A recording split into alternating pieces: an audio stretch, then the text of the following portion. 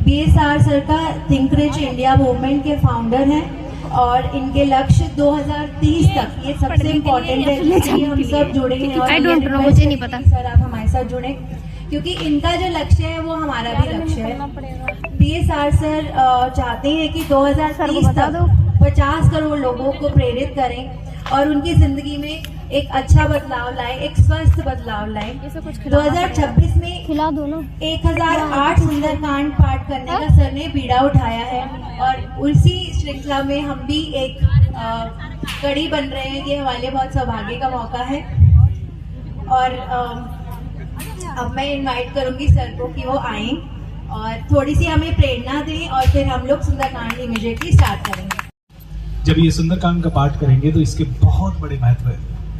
आप में से कई लोगों ने सुंदरकांड के बारे में सुना होगा, किया होगा, लेकिन मेरा प्रोफेशन तो है लोगों को ट्रेनिंग देना, लोगों को अपने माइंडसेट से जिताना। जैसे कि आप में से कोई भी इंसान यहाँ पे है, उसके शरीर में किसी भी तरह की, मेरा काम है लोगों के माइंड से उनकी जिंदगी को ठीक करना। जैसे आपके घुटने में दर्द हो, आपकी जिंदगी में कोई भी दर्द हो, परेशानी हो, तकलीफ हो, बॉडी में कोई भी हो, मोटापा हो या कोई भी व्याधि हो, इवन कैंसर तक हो, वो आपके बॉडी से गायब हो सकती है जस्ट माइंड को चेंज करके। तो मेरा प्रोफेशन है लोगों को कॉर्पोरेट्स में जाना, ट्रेनिंग देना, हजारों लोगों को ट्रेनिंग देना। लेकिन मेरे जीवन में जब भी मुसीबत आई तो मैंने सुंदरकांड का पाठ किया और पता नहीं कैसे मिरेकल्स तरीके से मेरी जिंदगी की मुसीबतें गायब हो गई। तो मुझे अंदर से एक प्रेरणा आई कि क्यों ना ये सुंदरकांड का पाठ थोड़ा और किया जाए।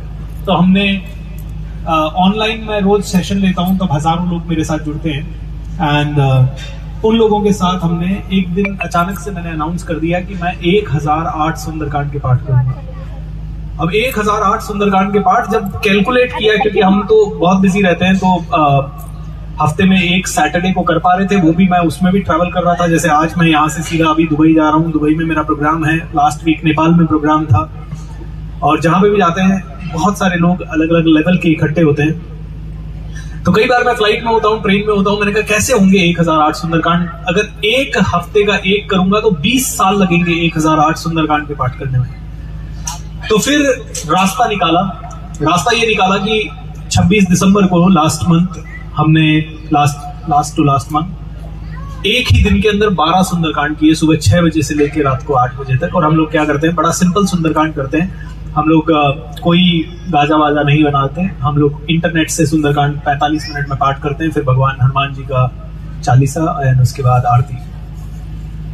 पर मेरा पर्पस सिर्फ सुंदरकांड करना नहीं है, क्योंकि सुंदरकांड करने से किसी की जिंदगी बदल जाती, तो हजारों सुंदरकांड रोज हो रहे हैं। बालाजी महाराज की कृपा जरूर मिलेगी आपको। कितने लोगों को हनुमान जी की आज विशेष कृपा चाहिए? Come on raise your hand, right? तो बोलिए जय बालाजी महाराज की जय, श्री रामचंद्र भगवान की जय। तो अगर आपको विशेष कृपा चाहिए तो थोड़ा सा समझना भी पड़ेगा क्या रीजन है कि सुंदरकांड जैसी चीज हमारे जीवन को बदलती है। क्या रीजन है कि किसी भी तरह का मंत्र यज्ञ हमारे जीवन को बदलता है।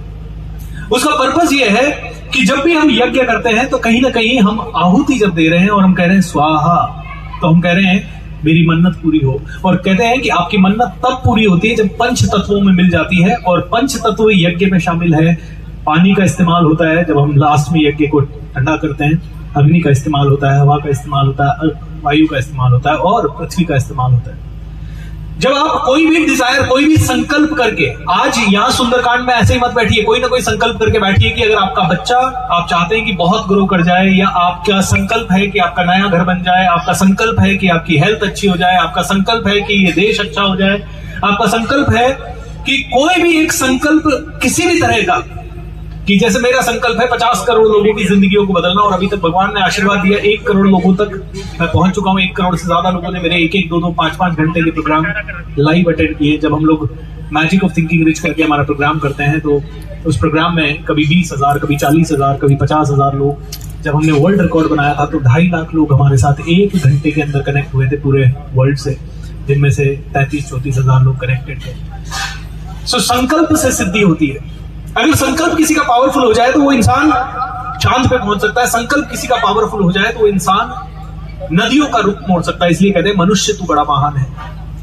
तू जो चाहे पर्वत पहाड़ों को फोड़ दे, तू जो चाहे नदियों के रुख को भी मोड़ दे, अमर तेरे प्राण मिला तुझको वरदान, तेरी आत्मा में स्वयं भगवान है। के वचन सुहाए सुनि हनुमंत हृदय अतिमाय तब लगे मोहि परिखे हो तुम भाई सही दुख कंद मूल फल खाए जब लगी आओ सीत ही देखी होई काजो होई हर सब सेखी यह कई नाई सवनि कहु माथा चले हर सिहि हृदय स्मदीये सत्यम वदामि च भवान् अखिलान्तरात्मा भक्तिं प्रेक्ष्य रघुपुङ्गव निर्मलां कामादि दोषरहितं कुरु मानसं च अतुलित बलधामं हेम शैलाभदेहं तनुबल कृशालं ज्ञानिनामग्रगण्यं रामाख्यं जगदीश्वरं स्वरूप। तालियां तो जोर से होनी चाहिए। हाँ, क्योंकि ये हमें लग रहा है कि ये इत्तेफाक है, अरे सुंदरकांड हो रहा है कहीं तो चलते हैं। इत्तेफाक नहीं है, इत्तेफाक तो फिर जिसके लिए ये इत्तेफाक होता ना वो यहाँ होता नहीं। कहते हैं कि देयर आर नो कोइंसिडेंसेस। इस दुनिया में कोई भी घटना इत्तेफाक नहीं है, आप और मैं मिलके क्रिएट कर रहे हैं। आपके जीवन में अच्छा हो रहा है या बुरा हो रहा है। आज हम पूरे जीवन में जितनी भी बुरी चीजें देख रहे हैं हम सब मिलके क्रिएट कर रहे हैं, और जितनी भी अच्छी चीजें हैं हम सब मिलके क्रिएट कर रहे हैं। तो कहते हैं कि एक भी घटना बुरी हो रही है तो आप जिम्मेदार हैं इस दुनिया में और आपके परिवार में और आपके साथ। और अगर एक भी घटना अच्छी हो रही है तो भी आप जिम्मेदार हैं, क्योंकि आप भी भजन करते हैं, आप भी पूजन करते हैं, आप भी अच्छी अच्छी वाइब्रेशंस भेजते हैं। तो कहते हैं अगर इस दुनिया को स्वर्ग बनाना है तो पहला कदम ये उठाना है कि अपने स्वर्ग को घर को स्वर्ग बनाना है। तो सभी लोग जोर से बोलेंगे मेरा घर स्वर्ग है, मेरा घर स्वर्ग है। कहते हैं शब्द मंत्र बन जाते हैं। जब 500 बार इसी चीज को रिपीट करने लग जाएंगे तो घर का हर मेंबर देवता लगने लग जाएगा। तो दूसरा अफर्मेशन बोलिए, जिससे भी मैं मिलूं वो भगवान है, जिससे भी मैं मिलूं वो भगवान है। जो मैं खाऊं वो अमृत है, जो मैं खाऊं वो अमृत। मेरा घर स्वर्ग है, जो मैं खाऊं वो अमृत है, जिससे भी मैं मिलूं वो भगवान है। रोज खाना भी खाते हैं और बोलते हैं आजकल तो इसमें पेस्टिसाइड बहुत आता है, आजकल तो इसमें जहर बहुत आता है। अरे खाओ ही मत, फिर जहर बहुत आता है तो मत खाओ। नहीं खाना तो पड़ेगा जिंदा रहने के लिए, तो फिर कंप्लेन किए बिना खाओ, खाना ही पड़ेगा ना, तो उसको भोग लगा के खाओ। कहते हैं कि पूरा खाना भगवान ने दिया है तो भोग लगा के खाओ। जो मिला है प्रसाद है, जहर भी मिला तो प्रसाद मान के उससे खा लो। एंड आप देखो धीरे धीरे धीरे धीरे आपकी हेल्थ अच्छी होने लग जाएगी। रोज हम खाना खाते हैं लेकिन कहीं ना कहीं गाली देते हैं, खाना खाएंगे अरे मोटे हो रहे हैं हम, पता नहीं क्या हो रहा है, हमारा ठीक से पच नहीं रहा है, हमारा पेट खराब हो रहा है, अरे ये वाला नहीं खाएंगे, ये वाला खाएंगे। बहुत सारे इफ एंड बट आ चुके हैं। देखिए हजारों लाखों सालों में पृथ्वी कभी इम्बैलेंस नहीं हुई। कभी किसी इंसान ने खाने पीने की कंप्लेन नहीं की होगी 20-25 हजार सालों में, लेकिन ये पिछले 50 सालों का ये मनुष्य कहता है खाना पीना अशुद्ध हो गया है। और हो भी गया होगा क्योंकि सभी लोग यही ऊर्जा दे रहे हैं तो यही पनपेगा। जिस चीज का बीज जहर का होगा तो पौधे में जहर होगा ही होगा।